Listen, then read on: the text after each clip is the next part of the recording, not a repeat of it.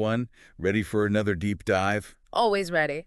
Well, this week's NZ Lincoln News English edition, let me tell you, it's a doozy. I mean, we got everything. We got weather warnings, social issues. We even got some international relations stuff.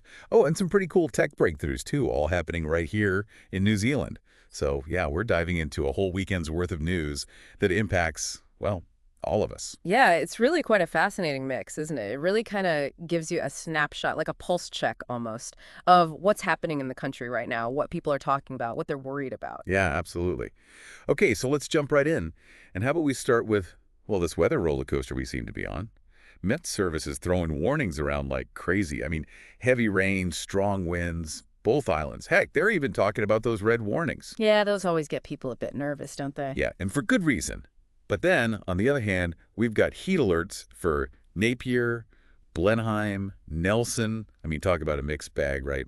Right. And it's not just about what you're going to wear this weekend either. I mean, those red warnings, those are serious business. They mean that, Met Service is predicting a very high chance of some major disruptions. We could be looking at flooding, road closures, power outages, maybe even some damage to buildings and stuff. And then, flip side of the coin, those heat alerts, well, they're telling us the risk of wildfires way up. Yeah. Especially, Hawke's Bay already has those fire restrictions in place. Oh, right, yeah. So it's not just the immediate danger we have to worry about. It's the long-term stuff, too, huh? Exactly. These weather events, I mean, they can throw everything off, travel plans, the economy, everything. Yeah, for sure. Okay, so speaking of challenges, how about we take a look at that report on the 50,000 unhoused women in New Zealand? Some pretty tough stories in this update really paint a picture of just how hard it is to break that cycle of homelessness. And it seems like it's often tied in with, well, addiction and mental health issues, too. It is, and it's a complex issue, to be sure. Yeah. It is, yeah. Yeah. It's easy to get stuck on the numbers, right? But when you actually read the stories of these women, well, it really hits home. The report also talks about how temporary housing, it's not really a solution. It's more of a Band-Aid, right? What Yeah. we need is a more holistic approach. Right. It's not enough to just give someone a place to stay. You got to get to the root of the problem, provide support for addiction, mental health recovery, help them get back on their feet, so to speak. Community housing projects, I think those are a step in the right direction. But even then, we need more resources, more targeted support to make them really effective. It sounds like, we're talking about some serious systemic change here, not just a few tweaks. Okay, well, how about this? This uncontrolled vegetation fire near Castle Hill, Canterbury. Yeah. Talk about needing a coordinated response. That thing has already burned, what, almost 1,000 hectares? I mean, it's staying away from the village itself for now, which is good, but they're already doing voluntary evacuations and road closures. Yeah. That shows you how disruptive these fires can be. Yeah, absolutely. And, it's not just the immediate danger. Think about the long-term impact, the environment, the wildlife, the air quality. And even if the fire, never actually reaches that village, what about tourism? That's a big part of their economy, right? I mean, this really shows you how connected we are to the natural world. And how quickly that can be disrupted. All right, so how about this? This Salt Typhoon cyber attack. Now, this one sounds straight out of Kana, like a spy movie or something. Infiltrating global telecom networks. Apparently, it's some kind of Chinese operation, I guess. Cybersecurity agencies all over the world are issuing warnings about it. So what do you think? Well, it's not just the scale of this thing that's worrying. It's how they did it, apparently. It's not just some kids in their basement, right? This was a sophisticated operation exploiting weaknesses in everyday software used by telecom companies, which, well, I guess let them kind of fly under the radar for years. And think about what they could have accessed. Phone calls, messages, all that data. It's a whole other level of, well, intrusion. It's kind of creepy, isn't it? Like Big Brother is watching you. Always. And then you've got this whole global aspect, denying any involvement. It just gets more and more complicated. Right, and it raises a lot of questions. I mean, are we doing enough to protect ourselves online? Not just governments and corporations, but us regular folks too. What can we do to stay safe? It's a conversation we need to be having. Yeah, absolutely. Okay, well, let's move on to something a bit more positive. Check this out. Tyroweedy is launching a new emergency communication system using these things called mesh nodes.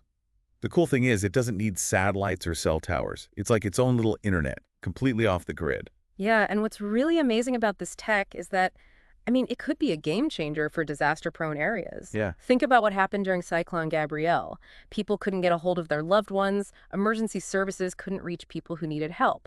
Well, with mesh nodes, you bypass those traditional networks. Stay connected, even when everything else is down. Wow, that's pretty amazing. It's like they're taking the lessons from those disasters and actually, turning them into something positive, being proactive. Yeah, and it kind of speaks to that Kiwi spirit, doesn't it? Finding a way, overcoming challenges, using technology to make things safer. Yeah, love it. Okay, so speaking of looking ahead, let's talk about some of the economic and infrastructure stuff happening. First up, the government is making fuel companies increase their jet fuel reserves. Goal is a 10-day stockpile near Auckland Airport. This all stems from that fuel disruption back in 17. Caused quite a mess. Yeah. And what's interesting here is, I mean, the government's actually trying to be proactive about managing risk. They're acknowledging that we rely heavily on air travel, right? Tourism, trade, all of it. But that makes us vulnerable to disruptions in the fuel supply. So this mandate, it's all about mitigating that risk, making sure we're more resilient. Right, so it's not just about reacting to a crisis, it's about anticipating it, taking steps to, well, soften the blow if something does happen. Exactly. Okay, and then there's this. Maritime NZ's Rescue Coordination Center. Well, they're getting a funding boost to help handle the increasing number of, maritime emergencies. Yeah, I mean, that underscores just how important maritime safety is becoming, right? Yeah. Our waters are getting busier and busier, commercial shipping, recreational boating, everything. And this funding increase, it just shows that the government recognizes that. Yeah. They're committed to making sure we have the resources to handle emergencies at sea. Yeah, protecting lives and livelihoods, right? Recognizing that our marine environment, it's a vital part of our economy. It's a part of who we are as Kiwis. Okay, so let's switch gears for a minute. This story kind of sheds light on, well, a darker side of globalization, you could say. That visa scam that got busted in Thailand. Oh, right. Yeah. It's a shame, really. These folks, they're just looking for a better life, and these agents, they took advantage of that. Fake documents, promises of high-paying jobs. It's awful. Yeah. It is, yeah. I mean, it's not just about the money they lost either. It's the emotional impact, the feeling of being, well, betrayed. But hey, at least they caught them. Shows that international cooperation, it can work, right? It does, yeah. This case involved both Thai and New Zealand authorities working together.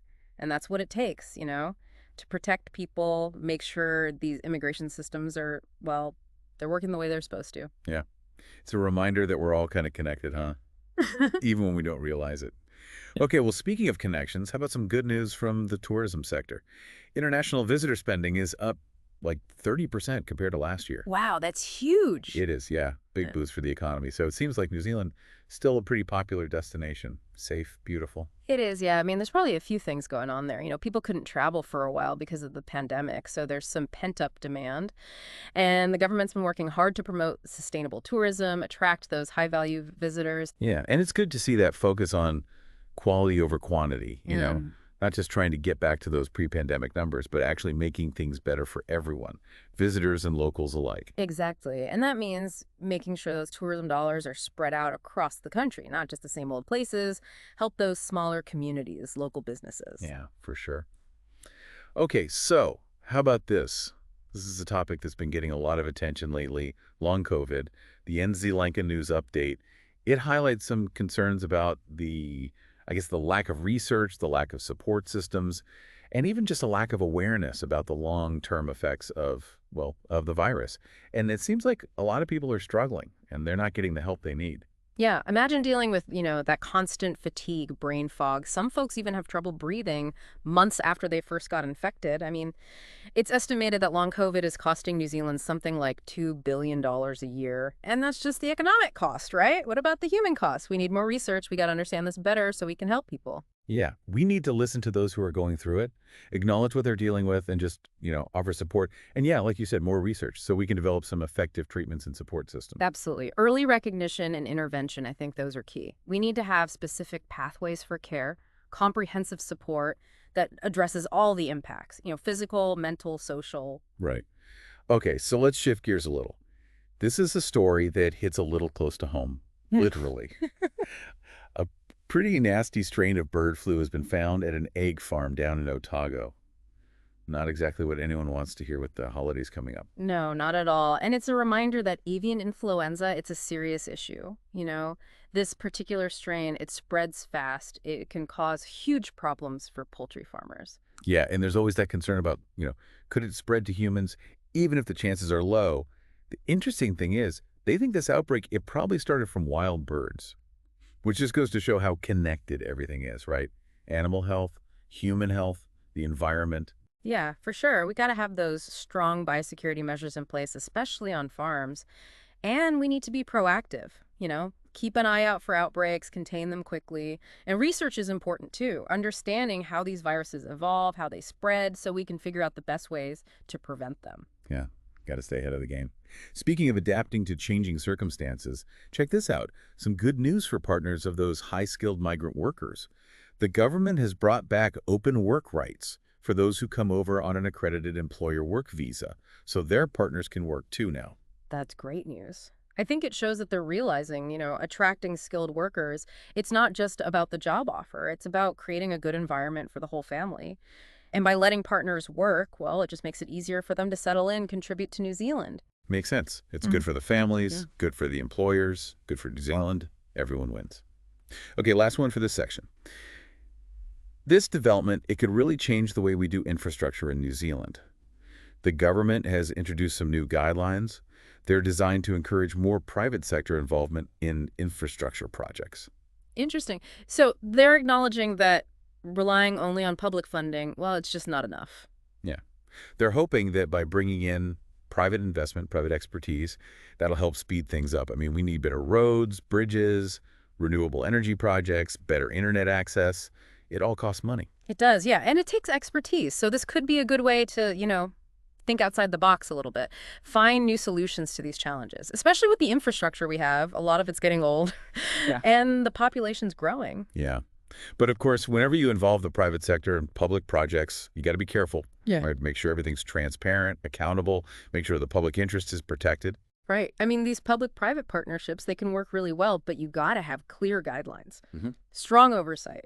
Make sure projects are done on time, on budget, and they meet the standards. Yeah, it's a balancing act. Yeah. But it's an important conversation to be having as we think about, well, building a better future for New Zealand.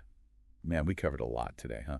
That was quite the deep dive into the weekend news, thanks to NZ Lanka News English edition for keeping us up to date. We had a bit of everything: wild weather, cyber attacks, but also, those stories about how Kiwis are tackling these challenges head on. Pretty inspiring stuff. What stood out to you the most? Yeah, I'd say it's that whole theme of resilience that kind of pops up everywhere, doesn't it? Those firefighters battling that huge blaze near Castle Hill, the folks in Tairāwiti building their own communication system, the tourism operators figuring out how to adapt to, well, a whole new world, really. It's amazing to see how Kiwis just, they find a way, Yeah, they do. It's like, what is it they say? Necessity is the mother of invention. But it's not just about, bouncing back, is it? It's about learning from those tough times and, well, making things better for the future. Exactly. And I think it's also important to remember that, all these stories, they're all connected in some way, even if it doesn't seem like it at first. Take that visa scam, for example. Shows you how globalization can be a good thing, but it can also create, well, opportunities for people to be taken advantage of. And then you've got the bird flu outbreak, reminding us that, well, animal health, human health, the environment, it's all connected. We can't ignore that. Yeah, it's all part of the bigger picture, right? And every choice we make, every action we take, it has an impact on others, on the world around us. So before we wrap things up, I want to leave you with something to think about. We've talked a lot about the challenges New Zealand is facing, right? The climate crisis, the housing situation, all those cyber threats. But we've also seen how resourceful, how creative Kiwis can be. So here's my question.